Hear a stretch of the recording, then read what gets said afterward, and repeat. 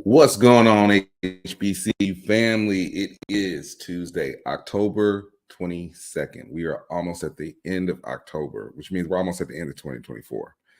And you are locked into the, I don't know what to give the show today. This is what happens when you go live, right? I want to say the hottest show, but like I got to jump these numbers up a little bit before I call it the hottest. I keep calling it the hottest. And I'm in Pittsburgh, so it's not actually hot. But no, you are locked into another fantastic episode of In the Quad with Nick Eden.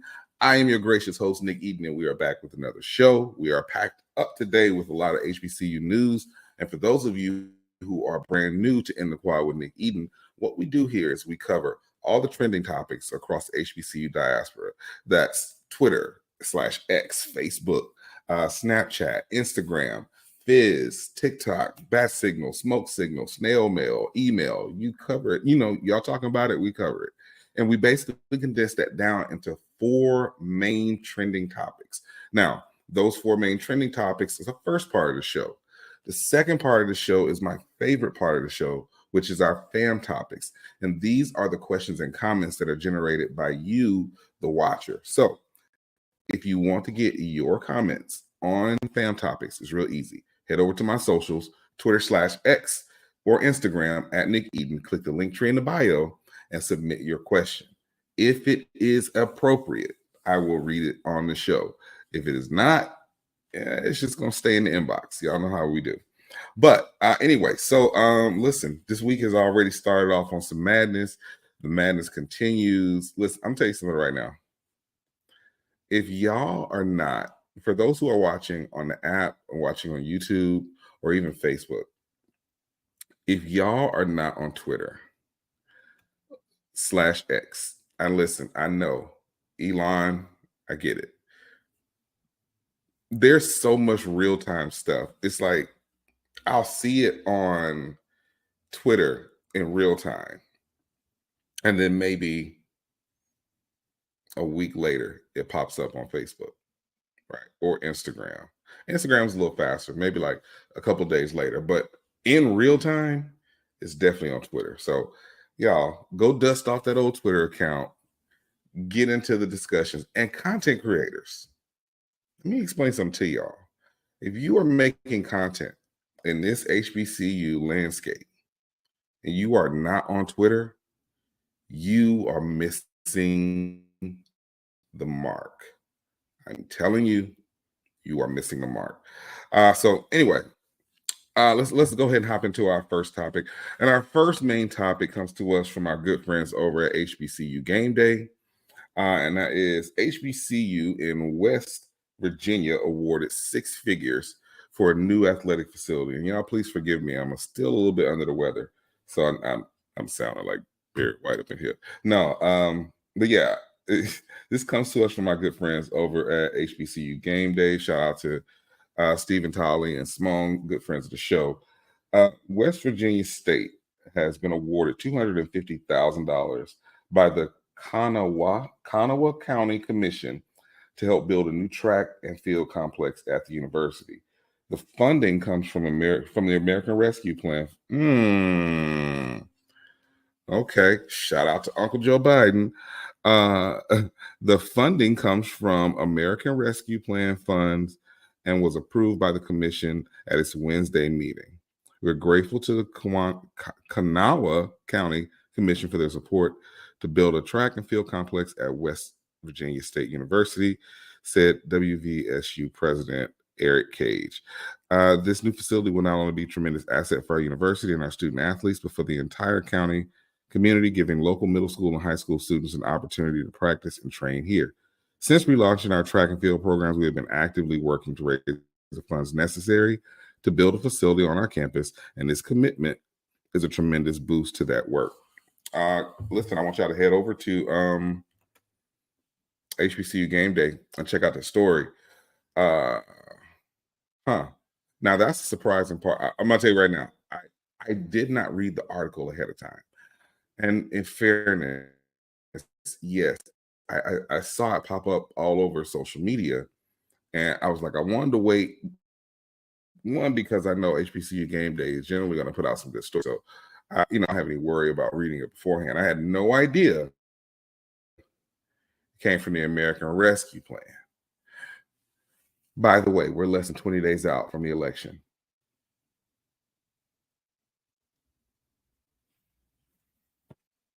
So shout out to the Biden-Harris administration, the American Rescue Plan, where they use the funds in West Virginia, of all places, where they use the funds to build that new track and field. Yeah. Boy, that thing came full circle, didn't it? Anyway, so yeah, y'all head over to HBCU Game Day to check out the rest of the article. And actually, I'd love to hear your thoughts on that. So head over to my socials at Nick Eden and tell me how you're not gonna vote now. But that's beside the point. We're gonna stay at HBCU Game Day for our second main topic, and our second main topic, boy. Let me go ahead and say this. Yeah, it's time for that conversation to happen at North Carolina A&T. It really is. North Carolina A&T grilled after humbling homecoming loss. I know there's a little bit of Stephen wrote this article, and y'all know Stephen is a Winston-Salem alum. So I know it's a little bit of extra on this article, so I can't wait to read this one.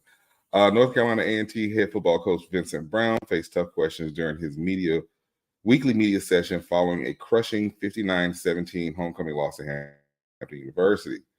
It was expectedly tense, and it was an expectedly tense session involving fans and boosters as well as media following the humbling loss. The loss, which came, he said lost so many times already, which came in front of a homecoming crowd with high expectations, has led to increased scrutiny over Brown's leadership and raised concerns about whether he is the right man to lead the program forward. In response to the questions about his future, Brown remained steadfast, expressing his confidence in his staff and his vision for the team. I believe in our staff. We got great leaders, and they care about the development of our players, Brown said. He acknowledges the challenges that the team has faced, but stressed that progress takes time. This is a results-oriented business, and sometimes those results aren't immediate. What we need to see is improvement and progress. Listen. Oh, no, I got to read this part. When asked about potential changes to his coaching staff, Brown was firm in his belief that such moves are unnecessary. Our coaches didn't just forget how to coach. I have full confidence in them. He said, despite the team's struggles, Brown noted that building a culture of success involves recruiting the right players and creating an atmosphere where players hold each other accountable. That's an interesting quote. Brown noted that building a culture of success involves recruiting the right players and creating an atmosphere where the players hold each other accountable.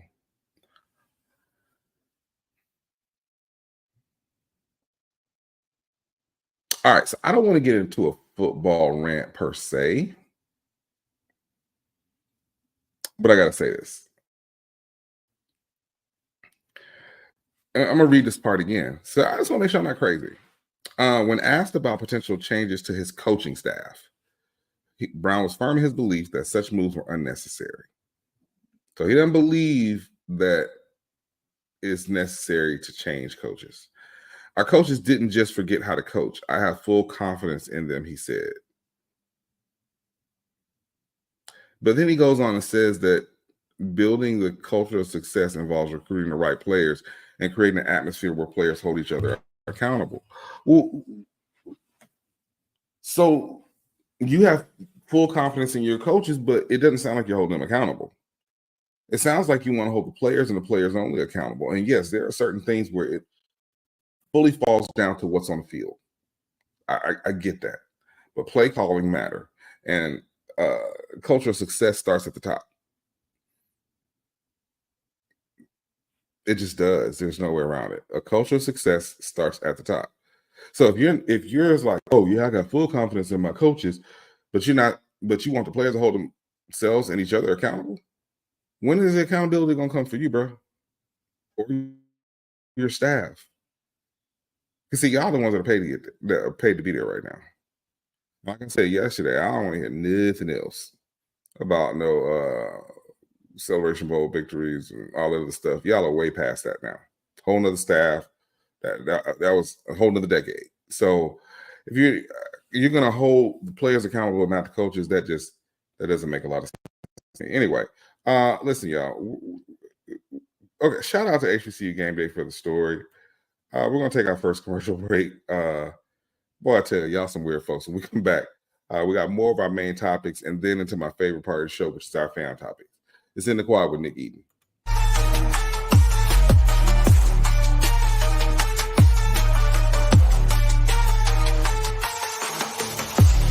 Technology lets you monitor your pet when you're not at home. But to monitor threats to your hybrid workforce wherever they are, you need more than technology. You need CDW, who gets to know your business and can design and deploy custom solutions with pre-configured HP notebooks with HP Wolf Security. AI-enabled threat detection and remote management protect your endpoints 24/7, giving your defenses some real teeth. Bummer. HP makes always-on remote security possible. CDW makes it powerful. This is not just delivery. This is knowing even superheroes can use a sidekick. Walgreens. When I push, I feel good. When I push, I feel good. When I push. You better move. I feel good. When I pull, I feel good. When I push. When I push, I feel good. When I pull, I feel good. When I push.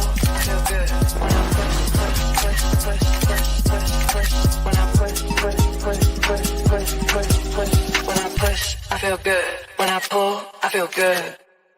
Is that your new Nissan Rogue? Yeah, crazy story. So this morning, I'm at the Nissan Thrill of Summer sales event, taking a test drive. When Dave, the sales guy, is like, "You're gonna love this." He shows me the best-in-class fuel economy and lets me know it's recommended by Consumer Reports. When Dave says, "These cars are going fast," I knew I had to have that Rogue. Nissan offers 6 vehicles starting under $30,000, like Rogue, with 2.9% financing for 60 months. No charger?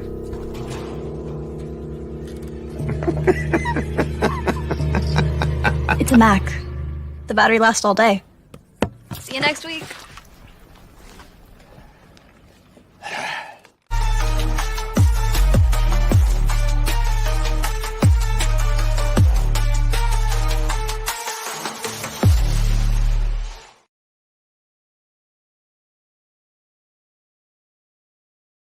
All right, y'all. Welcome back.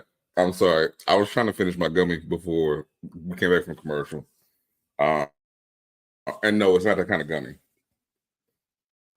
Unfortunately. Welcome back to In the Quiet with Nick Eden.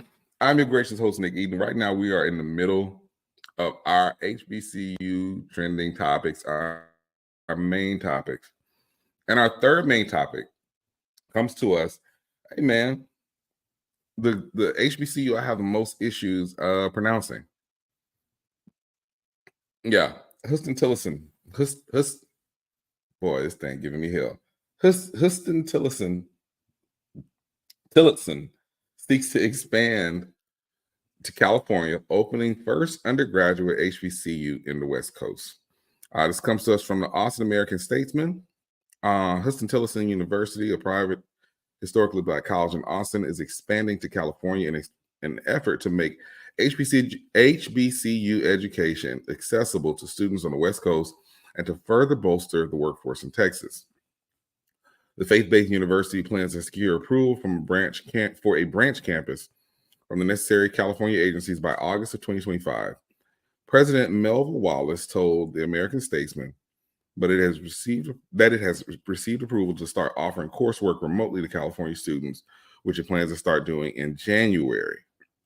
California has no historically Black undergraduate colleges. Let me say that again. And I want y'all to look at my face as I say it, because I get into this argument every freaking year. California has no historically Black undergraduate colleges. Let me go ahead and say this. Let's take it a step further. California has no historically Black colleges or universities, period. Charles Drew University is not an HBCU. It is a PBI. I'm sorry. Compton College is not an HBCU. It is a PBI. Y'all gonna stop putting the tag of HBCU on colleges just because they got a bunch of Black folks or because they're named after Black folks. Same thing with Medgar Evers College in New York. The difference between the PBI and an HBCU is the historical part, because those PBIs were not founded with the intent of educating the sons and daughters of enslaved Africans, and founded prior to 1964. That is the parameter. See, people think that somehow Negroes just made up the term HBCU. No, it is a federal designation. And the reason that I get on everybody's ass about it when they start making those types of statements is because, unfortunately, it's too easy for money to get mixed up. Those federal designations provide that earmark, i.e., 2 years ago, American Rescue Plan, the money that was delved out to the state of Mississippi, it was based on the size of enrollment of the HBCU. So by that measurement, Jackson State should have gotten the largest allotment. You want to know who got the largest allotment? Hinds Community College. You want to know why Hinds Community College got the largest allotment? Because years ago, Utica Junior College, which was an HBCU junior college, was acquired by Hinds Community College System, with the caveat that they will be able to keep their designation as an HBCU. So specifically, Hinds Community College Utica campus is an HBCU. Because of that, the American Rescue Plan, and they start delving out the money, they delved out at least $60 million more to Hinds Community College than they did to Jackson State. Now, you and I both know that that money was not all spent on the Utica campus. And this is why that should give you an indication as to why we get on everybody's ass the way that we do. Charles Drew University, great university. Great. Love it. Compton College, great university. They are wonderful PBIs. Huston Tillotson, their branch campus will be the first HBCU in California. And I happen to think that that's a great thing. A good friend of mine, really good friend of mine, like a brother to me, he is based on the West Coast. We went to Bama State together. And he talks about it all the time. He's like, look, man, there are so many kids over here who want to go to an HBCU, but they're just not heavily recruited, right? So I think an aspect of it, and I get some people saying, well, it's a new branch, so it won't be a historic. No, that's not true. It's still owned by Huston Tillotson.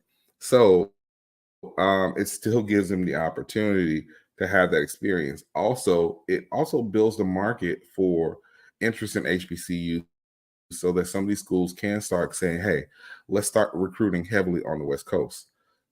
So I think that that's going to be a great thing. I think that it's actually a phenomenal thing. And I'm excited to see where they go with this. All right. And finally, y'all, when I tell you this is not something that I wanted to report on, I mean that. I really do mean that. This is not something I wanted to report on, unfortunately. I don't get to be biased. I don't. And this is not my alma mater. Let me go ahead and say that. But, you know, I absolutely love and respect this school. There are a lot of people that came from this school that that I have tremendous amount of respect for. So let's just get to it. You know, it is what it is. And this comes to us from the Clarion Ledger. This is an exclusive. Wow. It's amazing how those exclusives end up at some other places besides ours. Alcorn State University has quietly canceled its 2024 women's soccer season, leaving players without a team, opponents without a game, and questions looming about the future of the program. Alcorn State didn't have enough players to field a team for the season. The school acknowledged to the Clarion Ledger. The school also confirmed the existence of 2 letters that contained allegations of possible Title IX violations within the program. And I'm going to read this whole article, by the way.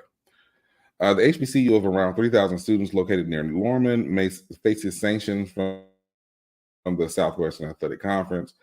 A previous interim head coach left the university, and when we had a short period of time to recruit, additional players after the new soccer coach arrived. Alcorn State interim vice president of marketing communication, Maxine Greenleaf, said in an email to the Clarion Ledger. The Braves had 20 games on the 2024 schedule from August 9th to November 1st. Alcorn State players alleged Title IX violations. The Clarion Ledger obtained a copy of one of the letters that was sent to Alcorn State Title IX director. It was signed by 15 former or current players and contains 2 pages worth of mistreatment claims that they allege may be considered Title IX violations.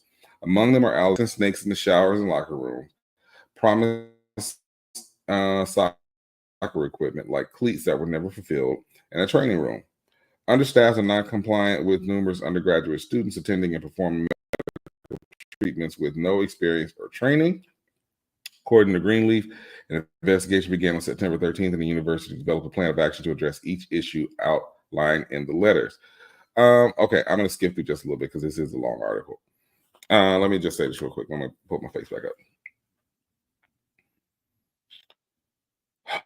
In a statement given by the SWAC to the Clarion Ledger, the conference sanctioned at Alcorn State. Greenleaf confirmed that the school was fine, but did not provide a specific amount.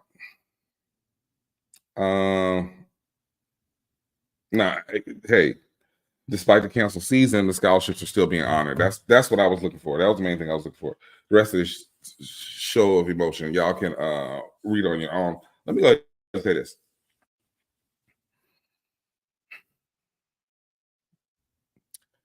I don't want to be the person that starts to get into it with a conference, especially the conference that I love so dearly. That was very much so, yeah, we're going to give sanctions. That was one of those, trust me, bro, we'll investigate it ourselves. And what's the fine going to? Like, what's the fine going to? Because if I'm the SWAC, I'm like, okay, cool. Yeah, we got a fine. Why don't we take that fine? See, we talk a lot about our HBCUs being underfunded. And y'all just going to have to forgive me. Because I'm going to have one of my gummies. Because this is a mess. I've told y'all before, Blackest Show on HBCU Plus. So we talk a lot about our schools being underfunded. And Alcorn State is definitely one of those schools. It's Land Grant University. That state of Mississippi owes a lot of money to. That's true. Two things can be true at the same time. I understand sanctions by the conference, things of that nature. That's fine. I also like to understand the solution. Because if you got bats and snakes in the damn locker rooms, maybe that money going to the SWAC could probably be better suited for an exterminator. Look, man, everything ain't underfunded. That's true.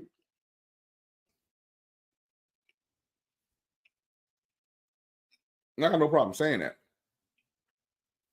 Do you have a funding problem? Sure. But y'all know what's going on in those buildings. Those janitors and construction folks, they let y'all know what's going on in those buildings. Who's going to roll up their sleeves and say, you know what? We're going to get an exterminator. And once they clear all them dead snakes and birds and bats out, we're going to roll up our sleeves. We're going to go in there. We're going to clean it up. We're going to paint it. We're going to make sure that these facilities, we're going to get the hot water. And again, the money that went to the SWAC, I don't know how much money went to the SWAC. But if I'm the SWAC, I'm like, keep it. No, don't keep it. Spend it on an exterminator. Spend the money on fixing the things that are wrong and are the reason that you had to pay this fine in the first place.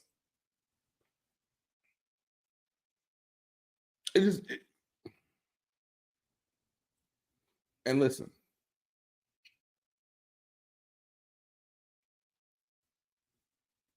to her credit, Jess Marie, J on the mark, PV alum, she says it all the time.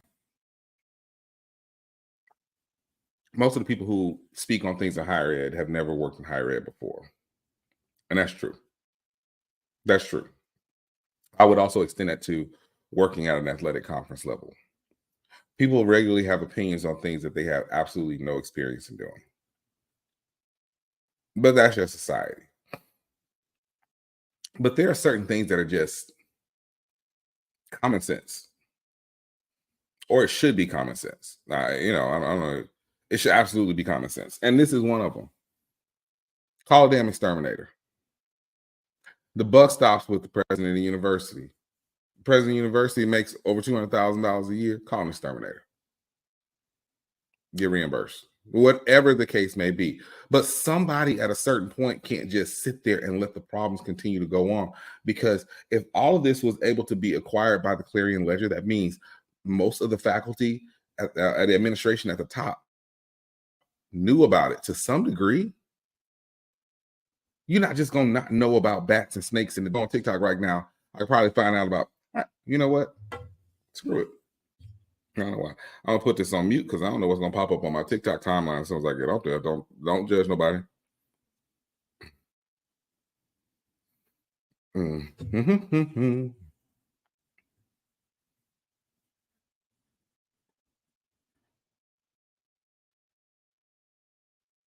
He's putting videos about Alcorn soccer.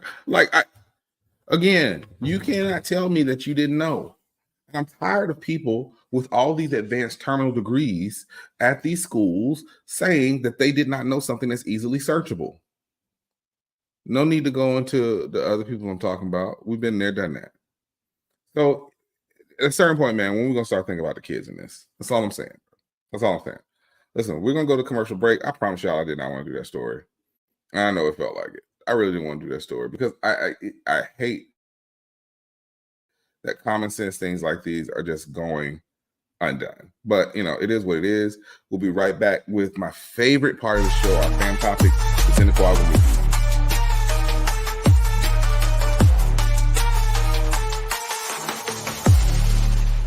push, I feel good. When I push, I feel good. When I push, feel better. I feel good. When I pull, I feel good. When I push. When I push, I feel good. When I pull, I feel good. Okay, so maybe we're not going to much prayer. Wow, we're going to again. When I push, I feel good. When I pull, I feel good.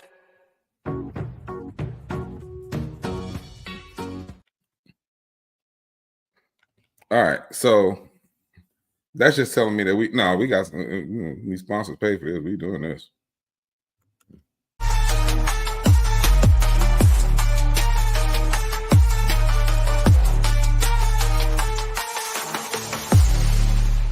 From now on, it's all about us. Starting a family, buying a car, our first home. They told you to open an account, then turned you away. They said, come back when you're ready. You said, we're ready now. I know we're going to make it. Hope makes it happen. Thousands of your neighbors, many who never had a bank account before, improved their lives with Hope Credit Union. You can too. Brighter futures begin with Hope. When I push, I feel good. When I push, I feel good. When I push. Feel better. I feel good. When I pull, I feel good. When I push. When I push, I feel good. When I pull, I feel good. When I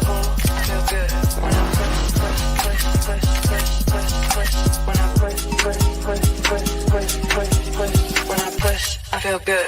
When I pull, I feel good.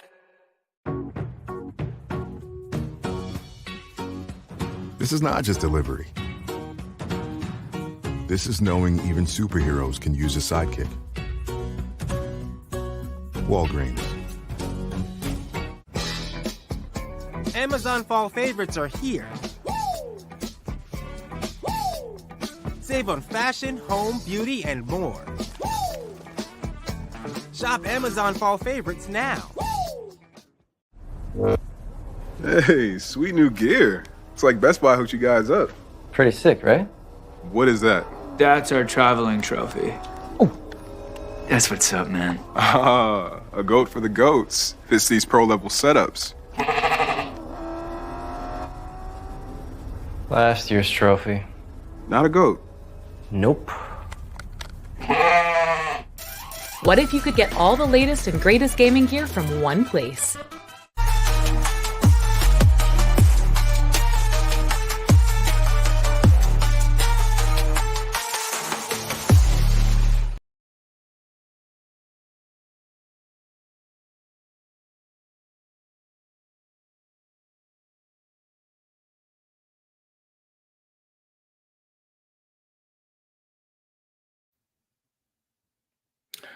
Y'all, welcome back to the show.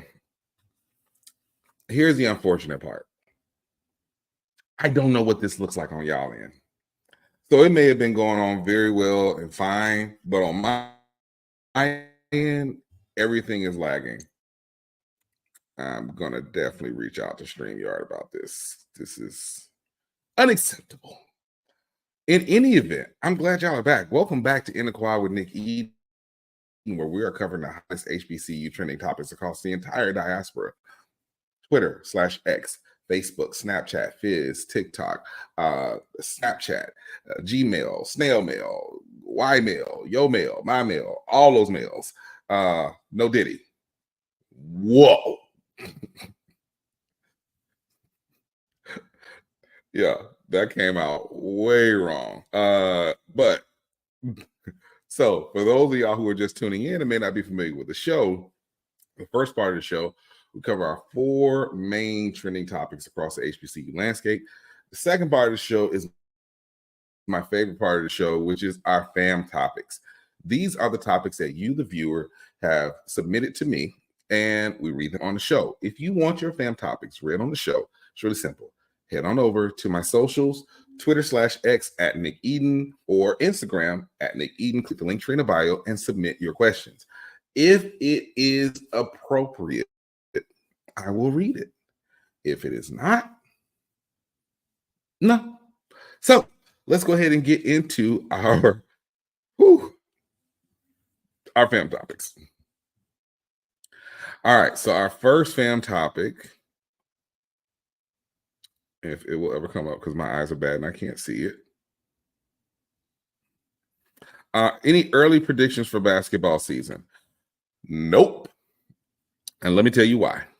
I have no, listen, preseason picks and early predictions, all that stuff, it's been a curse this year. It's been a curse. It's a curse for Alcorn, damn sure a curse for Alabama State. And before any of my fellow Hornets get on here talking about we still got a chance to win the SWAC, bruh. You're right. You're right. But I would have rather have that be the chance and we not have the pressure of the preseason picks because that's what everybody leaves with. Like we had something to do with it. Anyway, so no, I don't have any early predictions for basketball. And to be honest, basketball is just not my sport like that. I would lean to the experts on that.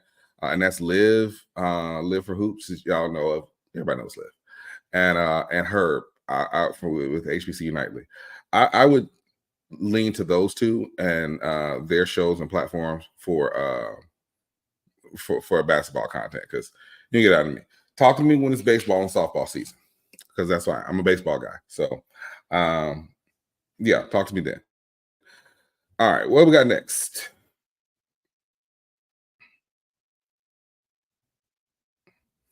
When are you going to cover more HBCUAC? Man, shout out to everybody over at the HBCUAC. Danny, Dr. Kiki, all the schools involved. Look, I tell you all the time, I am SWAC.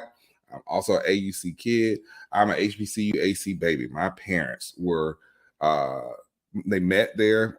My family is 5 generations deep at Dillard University. So even though it was named HBCUAC later, I'm definitely an HBCUAC baby. I will actually be in New Orleans for Dillard's homecoming this year. And I'm hoping that I can get some other sit downs done while I'm there, some interviews. We're going to start putting some interview content on the show. Like it's not going to take up like the full show or anything like that, because quite frankly, all of these, like seriously, all of these topics and everything that we have in the quad will take up the show on itself. Like at this point, I'm thinking we're going to take some of the other segments I had planned for in the quad and make those into separate shows. Yeah. So because just the trending topics alone take up the entire hour, unless I'm talking about expanding to 2 hours, which we'll see. But yeah, definitely plan on doing a lot more coverage of HBCUAC and getting some in-person coverage. Shout out to them. I know they had the cross-country championships this past weekend. So yeah, you'll definitely be seeing a whole lot more of them coming up.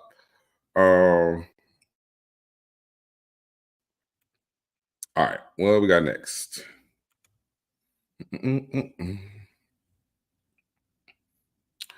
Why can't people just leave the Bison alone? Why are we getting complaints about our homecoming from people who didn't even attend? All right.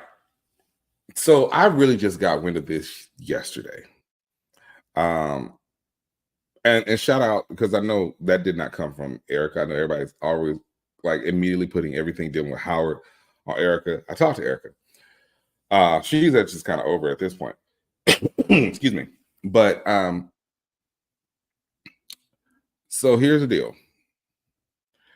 It's homecoming season, and everybody has different types of homecoming. You got certain things like A&T, that bonfire, that joint was massive. G-Ho, y'all did that. Again, everybody has different things. Howard's homecoming is really centered around a lot of events. Of course, they got stuff going on the yard.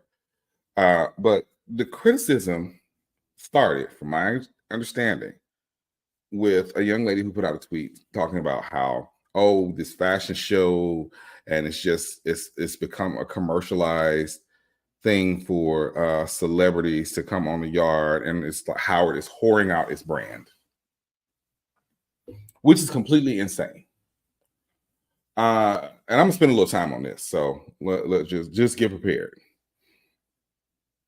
This is why I say this is insane. If said celebrities are actual alums of the school, how is that whoring out the brand?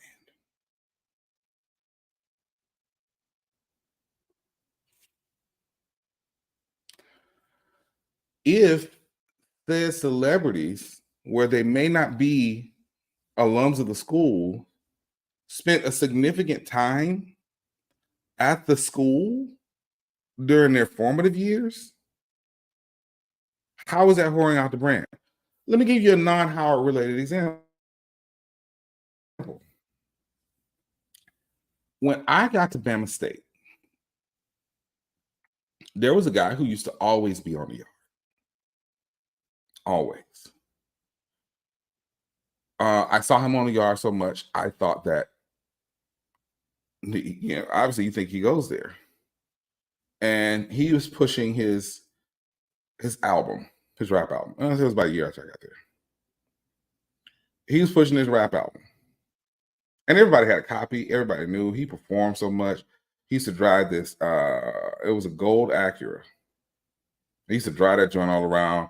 You always knew he had his albums in the back, in the trunk, just the whole nine. Does he come to visit the school as much these days? I don't know, because I haven't been there. Not to that level, to just like randomly know him. What I do know is he went on to become a Grammy-nominated rapper. And probably, I think he has the most Billboard features of any other rapper. His name is Ludacris. Ludacris was at Bama State so much. Now, unbeknownst to me at the time, it's because sponsors, his actual rap name was Titty Boy. He goes by 2 Chainz now. 2 Chainz is a Bama State alum. 2 Chainz at that time was a part of Ludacris' crew, his Disturbing the Peace crew. And so was Lil Fate. So Fate and Tit were at State. They were enrolled at State. Obviously, Luda, those are his guys. He's going to be down there, right?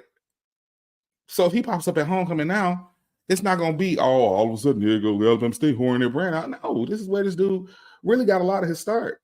Not taking credit for it, because, there were other places that rock with him, but it's the same thing. Now, you take Howard, which because of Howard's proximity to New York and Philly and all these other markets, it was a college market, especially in the 90s.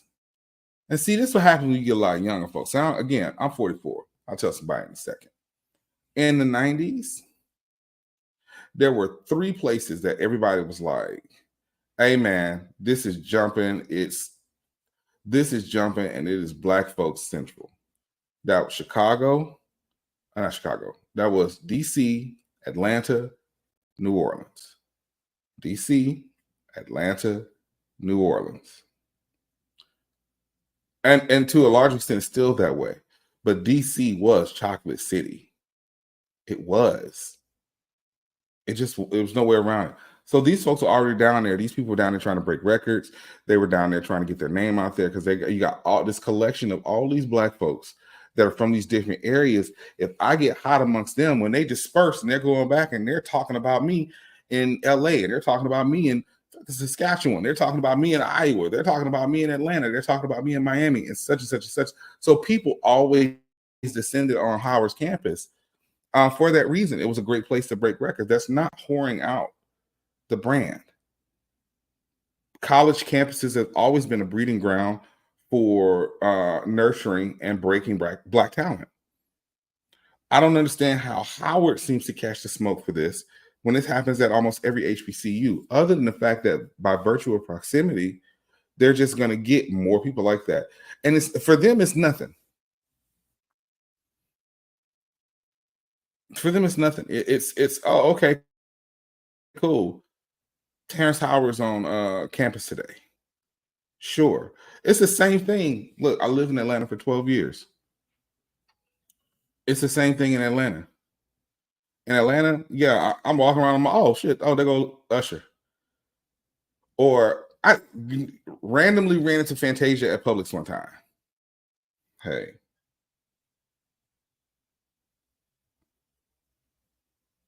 I will never forget running into Fantasia. Well, one, I in fairness, I ran into Fantasia a few times over the years, but that day in Publix with that flannel shirt and them shorts and them flip flops, I will never forget that day at Publix on Camp Creek Marketplace in 2010. Never. You understand me? Anyway, what thing? See you Turkey Day. So no, this is, but I think the other thing that gets to me about all of this is the fact that why are you speaking on it? It's not your alma mater. You have no idea why. No, it's not whoring out the brand. And they brought up A&T too. How is A&T whoring out their brands? Jiho in itself is a brand. Hence why everybody else is trying to come up with these nicknames for their homecoming now. Jiho itself, it's not whoring out the brand. Y'all got to stop with these think pieces. I'm sorry, these Twitter accounts are becoming just as bad as podcast mics.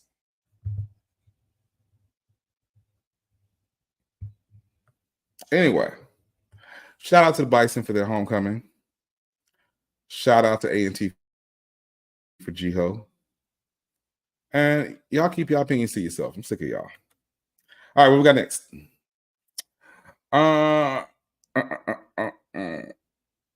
If it'll ever come up, you know. Boy, technology day, I swear. All right, can anyone in the MEAC stop Central right now? Listen, y'all. Central isn't unstoppable right now. That's true. Here's the thing about the MEAC, though. And you got to look at the difference between the MEAC and the SWAC.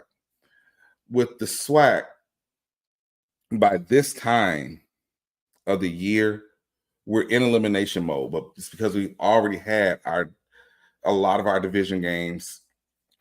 Excuse me. We've already had a lot of our division games.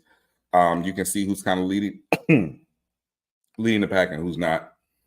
It's like right now, it's with the exception of a hiccup called Alabama State. Right now, it's a clear path to the SWAC championship for Jackson State. And I don't say that this is my university. We're not a hiccup, but you get what I'm saying. Like we're in that place right now. We're in that place right now, which is why they're rooting for A&M to beat us this weekend. In SWAC West, as wild as the SWAC West is right now, Southern is in the driving seat. So by this time of the year, we have somewhat of an idea of who's going to be in the SWAC championship. The MEAC is different. The MEAC, they're just starting conference play.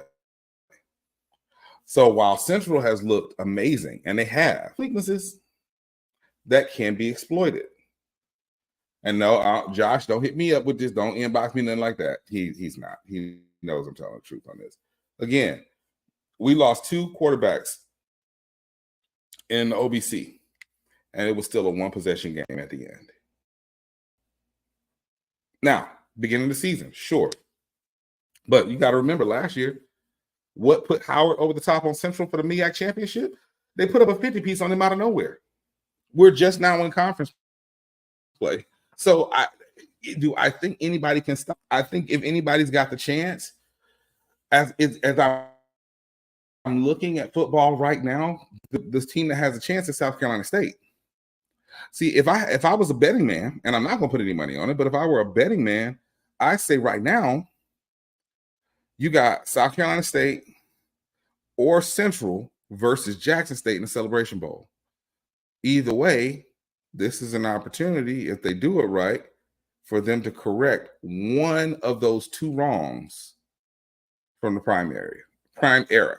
So yeah, I think if anybody's going to do it, it would be them. It would be them. And we're gonna go into our boy. I'm gonna catch some hell for that too. And we'll go into our last fam topic, which is a little funny. I know who this is from, and I'll explain it in just a moment. So y'all just bear with me. Does college hacking work for HBCUs? Had to come and show you some love, my guy. Shout out to the team at College Hack. So, okay. If you don't know what college hacking is, college hacking and hacking sounds illegal, and it's not. This is utilizing different tools and partnerships to bring down the cost of college and accelerate the matriculation. So, for example, the one that probably everybody is decently familiar with is CLEP exams. How you can, test out for something, you go and take this test and then you get credit for that course. So if I know Spanish fluently, there's no reason for me to take a 16-week Spanish course in college when I could just go take a CLEP exam, get 3 credits for it, and bam, it's on my transcript. This is the same way. And there are alternative credit ways of making these, getting these credits, things like Sophia Learning, of which I'm a Sophia ambassador, study.com, Straighterline. They are, accredited by the American Council on Education, and many schools have partnerships with ACE credits to where they accept them. And so what ends up happening is people hack college because they generally try to find the most transfer-friendly college, take a lot of these alternative credits via CLEP, VSST,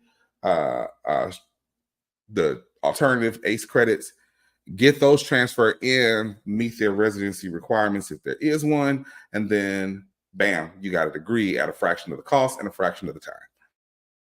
That is college hacking. Again, not illegal. Sounds crazy, but not illegal.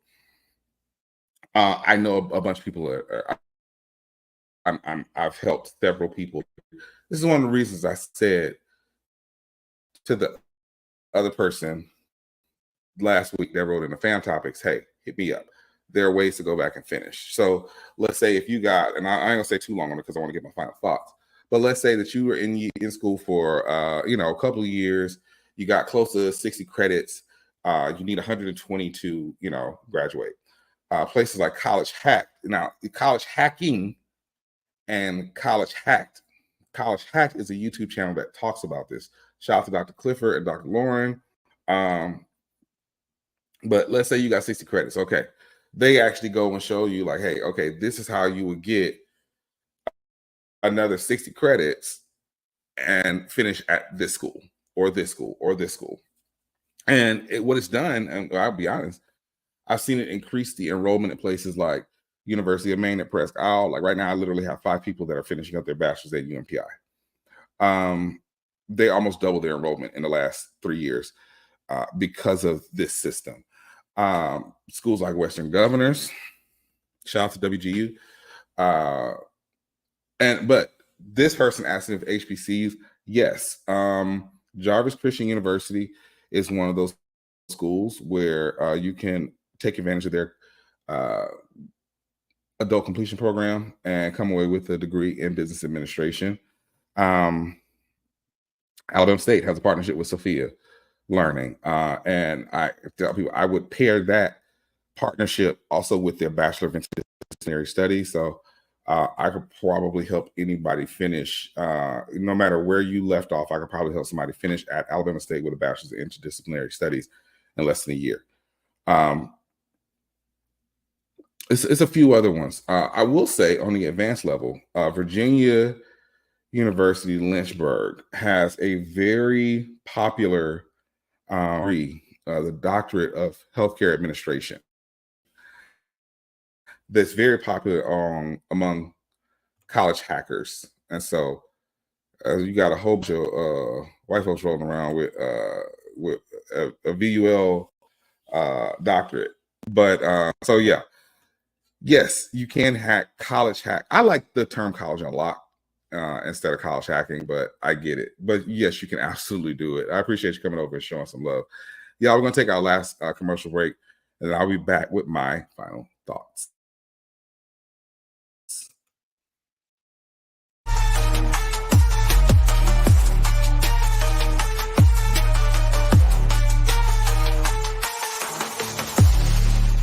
lets you monitor your pet when you're not at home. But to monitor threats to your hybrid workforce wherever they are, you need more than technology. You need CDW, who gets to know your business and can design and deploy custom solutions with pre-configured HP notebooks with HP Wolf Security. AI-enabled threat detection and remote management protect your endpoints 24/7, giving your defenses some real teeth. Bummer. HP makes always-on remote security possible. CDW makes it powerful. Whether you call her Granny, Nana, my dear, she knows a treat makes any meal special.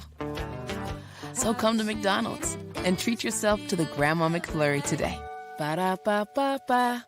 Time to call a credit repair company to fix my credit. Hold the phone, man. You can do it yourself with Credit Versio. That's way too hard. Call the credit repair company. Most credit repair companies only work on 1 or 2 accounts at a time, making it slow and expensive. You won't figure that out for months. Ignore him. Credit Versio's brilliant software scans all 3 credit bureaus, finds the accounts that are hurting your score, and guides you through the entire process. Anyone can do it.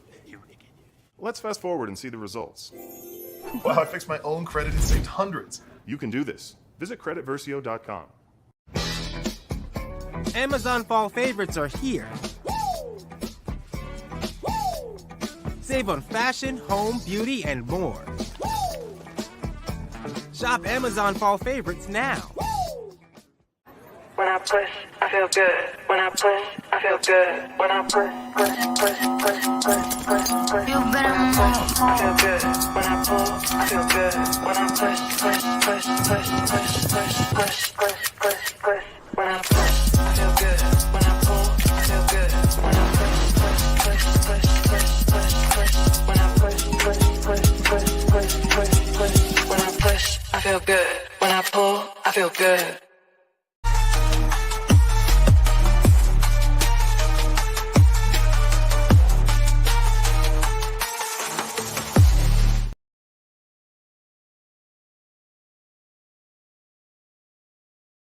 Y'all, I appreciate everybody for taking an hour out of your day to check out In the Quad with Nick Eden on HBCU Plus. I thoroughly enjoyed streaming on our Twitter page yesterday. And listen, man, we are out here. We are building something. We got a lot of great things coming down the pipeline, a lot of new shows to announce. So I say that, and I say we because I look at this like it's a team. And you know, again, it's been life-changing for me.